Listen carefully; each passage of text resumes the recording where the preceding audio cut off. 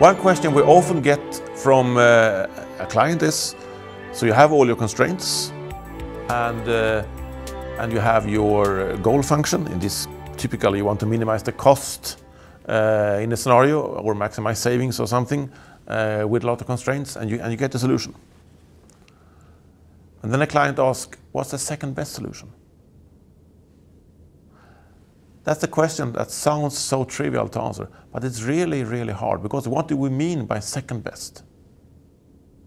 Typically, they don't really mean what I would think of the second best. The second best would be, let's find a solution where everything is the same as this one, except one thing's changed, for example.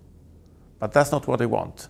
Second best, what they essentially want, they want some kind of alternative just to consider. That's actually, it sounds very easy, but that's actually very hard.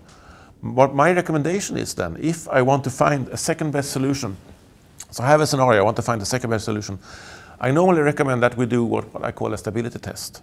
That means that we take the current solution and we put a small penalty on that solution, on everything that is included. Let's say that I have a solution where I have a million bids and I have 20,000 of those bids are winning in my solution. Then I give a small penalty, let's say 1%. So I increase the cost of all those winning bids with 1%, and then I resolve my scenario.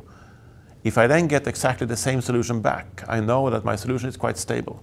There is no solution nearby, but I may also get a different solution, which then may cost slightly more, and that will then be something I could call the second best solution.